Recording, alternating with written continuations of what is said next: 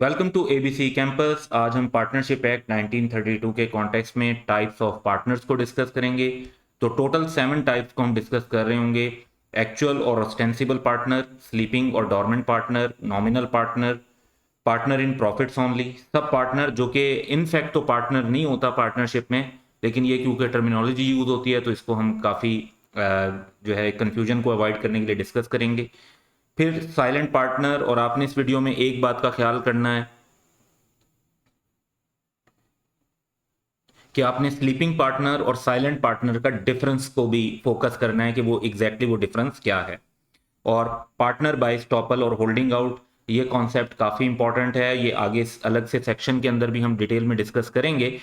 लेकिन अभी जो है इसकी एक ब्रीफ अंडरस्टैंडिंग इस लेवल पर भी हम टाइप को अंडरस्टैंड करने के लिए डिस्कस कर रहे होंगे। तो इन 7 टाइप्स की कह लें कि हम अंडरस्टैंडिंग को भी लेकर चलेंगे और एग्जाम्पल के थ्रू भी उसको इलस्ट्रेट करेंगे। तो इन 7 पॉइंट्स की तरफ वन बाय वन चलते हैं।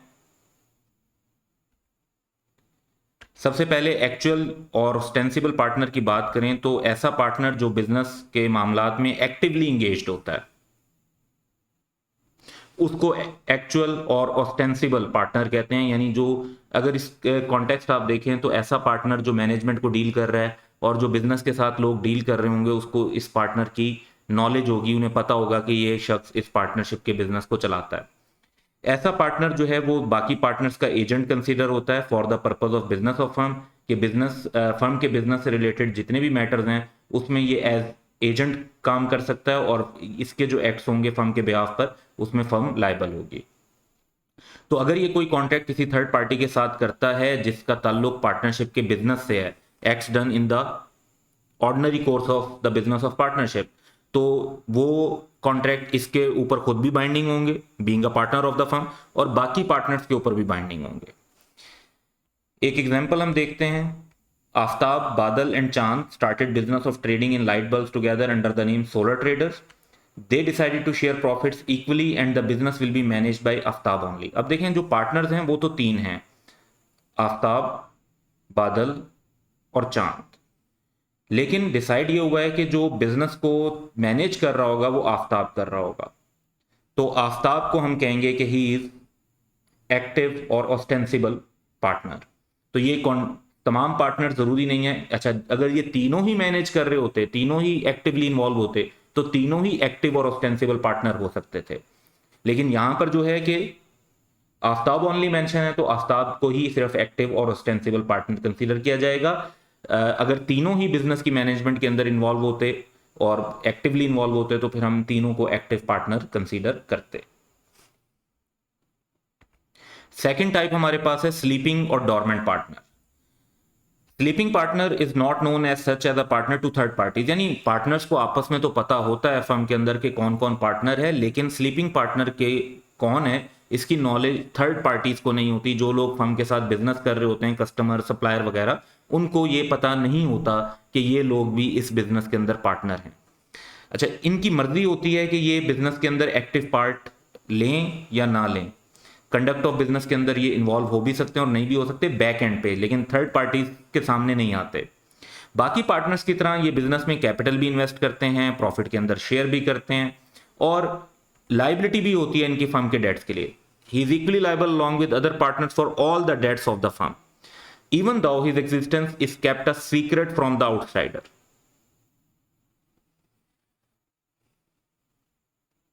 अब यहां पर एक बात इंपॉर्टेंट है, आगे जाकर हम एक टाइप डिस्कस करेंगे जिसे हम कहते हैं साइलेंट पार्टनर। साइलेंट पार्टनर में और स्लीपिंग पार्टनर में जो फर्क है वो ये सीक्रेट का होता है। साइलेंट पार्टनर जो है वो बिजनेस के अंदर एक्टिवली इन्वॉल्व नहीं होता, लेकिन उसकी नॉलेज होती है, थर्ड पार्टीज को पता होता है कि he is also a partner in the business. जबकि स्लीपिंग और डॉर्मेंट पार्टनर एक ऐसा पार्टनर होता है जो बिजनेस के अंदर अमूमन पार्टिसिपेट भी नहीं कर रहा होता, और उसकी जो है पार्टनरशिप की एग्जिस्टेंस कि वो भी पार्टनर है, ये बात आउटसाइडर्स को नहीं बताई जा रही होती। तो ये कॉन्सेप्ट है। इसमें एक इंपॉर्टेंट बात यह है कि जो स्लीपिंग पार्टनर होते हैं जब ये रिटायर होते हैं तो इनको कोई पब्लिक नोटिस देने की जरूरत नहीं होती। इसके मुकाबले में जो एक्टिव पार्टनर्स होते हैं जब वो रिटायर होते हैं तो उन्हें पब्लिक को नोटिस देना होता है कि अब उनका इस पार्टनरशिप से ताल्लुक खत्म हो गया है। अगर वो उस तरह का नोटिस नहीं देते तो फर्म रिटायरमेंट के बाद भी जो फर्म अगर किसी मामले में इन्वॉल्व होती है तो उसके अंदर उनकी लायबिलिटी बन सकती है। स्लीपिंग पार्टनर को नोटिस देने की जरूरत नहीं होती और रिटायरमेंट के बाद ये फर्म के किसी डेट के लिए लायबल नहीं रहते। तो हम अपनी प्रीवियस वाली एग्जांपल ही लेकर चलेंगे कि आफ्ताब, बादल एंड चांद ने एक बिजनेस शुरू किया। उसके बाद उन्होंने ये डिसाइड किया कि वो प्रॉफिट इक्वली शेयर करेंगे और बिजनेस मैनेज होगा by Aftab only and the existence of Badal and Chand as partner will be kept secret from outsider. तो देखें, बादल और चांद दोनों की जो एग्जिस्टेंस है वो थर्ड पार्टी से सीक्रेट रखी जा रही है, इसलिए इन दोनों को हम यहां पर स्लीपिंग पार्टनर कंसीडर करेंगे।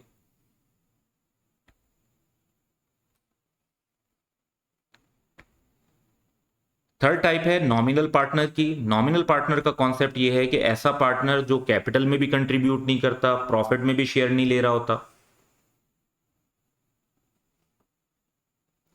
लेकिन वो अपना नाम फर्म को इस्तेमाल करने देता है। वो फर्म को ये कहता है कि उसका नाम एज पार्टनर यूज किया जाए। अच्छा, ये ऐसा क्यों किया जाता है जब वो कैपिटल में भी इन्वॉल्व नहीं हो रहा, प्रॉफिट में भी नहीं ले रहा? तो बेसिकली सम टाइम्स रिक्वेस्ट की जाती है कुछ लोगों से जिनकी मार्केट में अच्छी रेप्यूट होती है कि वो अगर पार्टनर के तौर पर अपना नाम लैंड कर दें तो उसके वो कुछ चार्जेस ले लेते हैं, फिक्स्ड अमाउंट एक ले लेते हैं समटाइम्स। तो उससे फायदा ये होता है फर्म के बाकी पार्टनर्स को कि उनकी रेप्यूट की वजह से उनको भी बिजनेस मिलता है। तो जो नॉमिनल पार्टनर होता है, he along with other partner is liable to the outsider for all the debts of the firm, यानी लायबिलिटी इनकी पूरी होती है। अब ये एक कॉन्टेक्स्ट से आपको उम्मीद है कि समझ में बेहतर आएगा कि नॉमिनल पार्टनर क्यों इन्वॉल्व होते हैं। Azam and Babar started a law firm, यानी एज अ लॉयर उन्होंने प्रैक्टिस शुरू की। They also requested a retired senior lawyer Arif to join in. Arif stated that they can use his name as partner, कि उनका नाम पार्टनर के तौर पर यूज कर सकते हैं, but he would not be able to give his time to the firm and that he would not share in profits as well. अब हो सकता है कि जो सीनियर लॉयर आरिफ हैं वो बगैर पैसों के उनको अलाउ कर दें कि भाई आप मेरा नाम यूज कर सकते हैं एज अ पार्टनर, और हो सकता है कि वो एक उनसे वन ऑफ अमाउंट ले लें कि आप क्योंकि मेरा नाम फर्म में एज अ पार्टनर यूज करेंगे तो मुझे इतनी अमाउंट आप उसकी कंपनसेशन में पे करें। तो देखें, सिनेरियो आप अंडरस्टैंड करें कि आरिफ का यहाँ पर पॉसिबल बेनिफिट क्या है कि उनको एक लमसम अमाउंट मिल रही होगी। आजम और बाबर का बेनिफिट क्या है कि एक सीनियर लॉयर का नाम उनके पार्टनर के तौर पर जब उनकी फर्म में लिखा होगा तो उनको अपने क्लाइंट्स को अट्रैक्ट करने में और बिजनेस जो है फैलाने में आसानी रहेगी। तो इस कॉन्टेक्स्ट में जो ये हमारे सामने सिचुएशन है, आरिफ जो है उसका कॉन्टेक्स्ट ये होगा कि he would be a nominal partner, और although he is not getting share in profits, he would still be liable to outsider for the acts of firm। अगर फर्म की कोई डेट वगैरह है, कोई थर्ड पार्टीज की तरफ ऑब्लिगेशन है, तो उसमें लाइबिलिटी आरिफ की भी होगी। फोर्थ टाइप हमारे पास है पार्टनर इन प्रॉफिट्स ओनली। तो बेसिकली ये ऐसे पार्टनर्स होते हैं जो प्रॉफिट में शेयर लेंगे और लॉसेस के अंदर उनकी कोई कंट्रीब्यूशन नहीं होगी। A partner may agree that a partner shall get a share of the profits only and that he shall not be liable to contribute towards the losses। Third parties के लिए ये तमाम डेट के लिए liable होंगे, यानी बेशक वो लॉसेस में शेयर नहीं कर रहे, लेकिन थर्ड पार्टीज का इस बात से कोई लिंक नहीं है कि पार्टनर्स आपस में प्रॉफिट और लॉस कैसे डिस्ट्रीब्यूट करते हैं। For third parties he is liable for all the debts of the firm. तो हम एक एग्जाम्पल यहां पर डिस्कस करते हैं। Adeel and Kashif are partners in a firm. The terms of agreement are that they will share profit in the ratio of 3 to 60 and 40% बनता है, but in case of loss all loss shall be borne by Adil only। तो profit की sharing है, loss की sharing नहीं है। तो जिस तरह से हम यहां पर देखें कि प्रॉफिट तो 60 और 40% से डिस्ट्रीब्यूट हो रहा है, लॉस सारे का सारा अदील को मिलेगा और काशिफ जो है वो उसमें सिर्फ जीरो लॉस ले रहा है। तो काशिफ को यहां पर हम एक टर्म कह सकते हैं कि Kashif is partner in profits only. अच्छा, अब ये भी समझने की जरूरत है कि ये जो हमारी टाइप्स ऑफ पार्टनर्स हैं ये म्यूचुअली एक्सक्लूसिव नहीं है, यानी Kashif can be active partner and partner in profits only, दोनों बातें भी हो सकती हैं। Kashif can be sleeping partner and partner in profits only, तो एक से ज्यादा टाइप भी एक पर्सन जो है उस पर अप्लाई हो सकती है। तो Kashif is partner in profits only in this situation. Fifth point की तरफ चलते हैं, विच इज सब पार्टनर। अब एक्चुअली ये पार्टनर नहीं होता, बस ये टर्म क्योंकि बड़ी कॉमनली यूज होती है तो इसको भी हमने टाइप्स ऑफ पार्टनर के अंदर यहाँ डिस्कस कर लिया है। When a partner agrees to share his profit derived from the firm with a stranger, यानी वो जो एक ऐसे पर्सन के साथ जो पार्टनर नहीं है लेकिन एक पार्टनर अपना हिस्सा किसी आउटसाइडर के साथ, एक स्ट्रेंजर के साथ जो इसका ताल्लुक पार्टनरशिप से नहीं है, उसके साथ जब शेयर करने का एग्रीमेंट कर लेता है तो उसको सब पार्टनर कहते हैं। सब पार्टनर किसी भी वे में फर्म के साथ कनेक्टेड नहीं होता, ना ही सब पार्टनर अपने आप को फर्म के पार्टनर के तौर पर रिप्रेजेंट कर सकता है, उसके कोई राइट्स फर्म के अगेंस्ट नहीं होते, ना ही वो फर्म के किसी एक्ट के लिए लायबल होता है, यानी फिर इसका कोई लेना देना नहीं होता। तो as such sub partner is not a partner. ये टर्म क्योंकि कॉमनली यूज होती है तो उसको एक्सप्लेन करने के लिए इस टाइप को यहां पर इंक्लूड किया गया। सो हम एग्जांपल लेते हैं कि Adeel and Kashif are partners in a firm, the terms of agreement are that they will share profit in the ratio of 3:2, यानी 60% और 40%। Unknown to Kashif, Adeel further agrees. तो अदील और काशिफ के दरमियान पार्टनरशिप है, ये देखें जो पार्टनरशिप है वो तो इन दो के दरमियान है, लेकिन Adeel further agrees with his friend Adnan to share half of his individual share from partnership with Kashif. वो कहता है कि जी जो मुझे 60% शेयर मिलेगा उसमें से हाफ वो उसने अदनान के साथ एग्रीमेंट किया हुआ है, मे बी उसने अदनान से फाइनेंस लिया हो, मे बी उसकी अदनान के साथ कोई और डीलिंग्स या ऐसी बिजनेसेस कर रहे हो जिसमें उन्होंने इस तरह का एग्रीमेंट डिफाइन किया हो।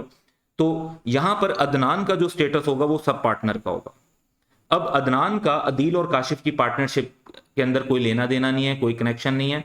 अदनान अपने आप को अदील और काशिफ की फर्म में पार्टनर रिप्रेजेंट नहीं कर सकता, ना अदनान कोई केस फाइल कर सकता है अदील और काशिफ की पार्टनरशिप पर, ना ही अदील और काशिफ की पार्टनरशिप पर में अगर कोई डेट्स होंगे तो उसके लिए अदनान की कोई लाइबिलिटी होगी। सो Adnan is sub partner which is actually not a partner at all. Sixth हमारे पास जो टाइप है वो है साइलेंट पार्टनर की। तो ये ऐसे पार्टनर होते हैं जो by agreement with other partner ये डिसाइड कर लेते हैं कि वो मैनेजमेंट में हिस्सा नहीं लेंगे, यानी silent partner in fact is opposite of active partner. They share profit and losses, और ये फुली लायबल होते हैं फर्म के डेट्स के लिए, प्रॉफिट और लॉस वगैरह में शेयर भी कर रहे होते हैं, फुली डेट्स के लिए भी लायबल हैं। अब इसको एक एग्जांपल से डिस्कस करते हैं और खासतौर पे हम यहाँ पर फोकस करेंगे कि इनका डिफरेंस क्या है स्लीपिंग पार्टनर या डॉर्मेंट पार्टनर के साथ। Aftab, Badal and Chand started a business of trading in light bulbs together under the name Solar Traders. They decided to share profits equally and the business will be managed by Aftab only. तो आफ्ताब तो active partner हो गया and Badal and Chand will not take any active part in management, management में कोई हिस्सा नहीं लेंगे, ये साइलेंट पार्टनर हो गए। Although their existence shall be known to outsider. तो देखें स्लीपिंग पार्टनर्स जो होते हैं उनकी एग्जिस्टेंस नोन नहीं होती आउटसाइडर को, तो वो स्लीपिंग पार्टनर कहलाते हैं, और अगर उनकी एग्जिस्टेंस नोन हो तो वो साइलेंट पार्टनर कहलाएंगे, फिर वो स्लीपिंग पार्टनर नहीं कहलाएंगे। तो यहां पर चांद और बादल इन दोनों को हम साइलेंट पार्टनर कंसीडर करेंगे। लास्ट टाइप हमारे पास है पार्टनर बाय स्टॉपल और होल्डिंग आउट। तो जहां पर एक पर्सन खुद को किसी फर्म का पार्टनर बताता है, एक्चुअली वो पार्टनर नहीं होता लेकिन वो खुद को holds himself out as a partner, यानी वो दूसरों को ये बताता है कि मैं इस फर्म में पार्टनर हूं, हालांकि इन एक्चुअल वो उसका उनके साथ कोई पार्टनरशिप एग्रीमेंट नहीं हुआ होता। या अलाउ कर देता है अदर्स को, यानी वो दूसरों को ये अलाउ कर देता है कि वो उसको पार्टनर के तौर पे रिप्रेजेंट कर सकते हैं, हालांकि वो एक्चुअली पार्टनर नहीं होता। तो बाद में लॉ उसे स्टॉप कर देता है फ्रॉम डिनाइंग, यानी वो अपनी बात से फिर मुकर नहीं सकता, पीछे नहीं हट सकता। The character he has assumed कि उसने जब अपने आप को पार्टनर के तौर पर रिप्रेजेंट किया और किसी ने उसको पार्टनर समझते हुए फर्म को कोई लोन दे दिया, कोई क्रेडिट दे दिया, कोई कॉन्ट्रैक्ट कर लिया, तो बाद में उसको भी उस कॉन्ट्रैक्ट डेट या लोन के लिए लायबल होना पड़ेगा। वो अपनी उस बात से पीछे नहीं हट सकेगा। बाद में वो ये नहीं कह सकता कि जी मैंने मजाक किया था या मैंने सिर्फ जो है ना मैं एक्चुअली पार्टनर नहीं हूं, मैंने तो सिर्फ कहा था। तो कहा था उसकी बेस पर अगर उसकी फेथ पर अगर किसी ने एक्ट कर लिया है, कोई कॉन्ट्रैक्ट कर लिया है, लोन दे दिया है, तो ऐसे पर्सन जिसने अपने आप को पार्टनर रिप्रेजेंट किया है उसकी लायबिलिटी अराइज होगी। अब ये कॉन्सेप्ट स्लाइटली टेक्निकल है, उम्मीद है कि ये एग्जांपल से बेहतर समझ में आ जाएगा। तो एग्जांपल हमारे पास है कि Paras represents to Rizwan that he is a partner in the firm of Arsalan, Numan and Ali. तो ये 3 लोग हैं जिनकी पार्टनरशिप है, while actually he is not a partner. Actually वो पार्टनर नहीं है, लेकिन उसने रिजवान को ये बताया कि मैं अरसलान, नुमान और अली इन 3 लोगों के साथ पार्टनर हूं। On the faith of this representation, अब रिजवान को तो पारस की बात पे बिलीव था, तो उसने कहा कि जी ठीक है, पारस जो है वो भी पार्टनर है, और लेट्स से कि पारस एक वेल्दी पर्सन था, उसकी जो है ना मार्केट स्टैंडिंग को देखते हुए उस फेथ पे रिजवान ने क्रेडिट दे दिया, लोन दे दिया फर्म को। अब किसको दिया लोन, दिया किसको है, अरसलान, नुमान और अली को। बाद में फर्म इंसॉल्वेंट हो गई, वो अपने डेट्स को पे नहीं कर सकी, तो क्या रिजवान पारस से रिकवरी कर सकता है? तो लॉ कहता है कि Rizwan can make Paras liable on the basis of holding out and Paras is stop from denying. यानी अब पारस डिनाई नहीं कर सकता कि वो पार्टनर नहीं है, उसने पहले अपने आप को पार्टनर रिप्रेजेंट किया था, अब उसे पार्टनर समझा जाएगा और उसकी वही लायबिलिटी होगी जो पार्टनर्स की होती है। इस सिनेरियो को हम इलस्ट्रेट भी करते हैं। तो देखें, एक पार्टनरशिप है जिसमें अरसलान, नुमान और अली ये 3 पार्टनर्स हैं, कोई और पार्टनर इनके साथ नहीं है, ये मिलकर एक बिजनेस कर रहे हैं।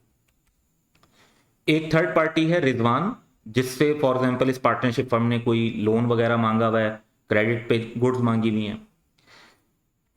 तो एक पर्सन है पारस, और उसने, हालांकि वो पार्टनर नहीं है, while actually he is not a partner, लेकिन उसने ये रिप्रेजेंट किया, रिजवान को ये कहा कि वो पार्टनर है अरसलान, नुमान और अली के साथ। अब रिजवान की ये अंडरस्टैंडिंग डेवलप हुई कि वाकई ये पार्टनर होगा, और लेट्स से कि पारस की अच्छी मार्केट स्टैंडिंग थी, तो उस वजह से रिजवान ने एक क्रेडिट पर एग्रीमेंट कर लिया या कोई लोन प्रोवाइड कर दिया फर्म को। बाद में फर्म जो है वो बैंकरप्ट हो जाती है, यानी अरसलान, नुमान और अली तो पैसे नहीं दे सकते। तो जो 3 तो एक्चुअल पार्टनर थे, पारस को चौथा पार्टनर समझा जाएगा, पार्टनर बाय होल्डिंग आउट। और अब रिजवान जो है क्या पारस से रिकवरी कर सकता है? तो देखें, Rizwan can make Paras liable on the basis of holding out.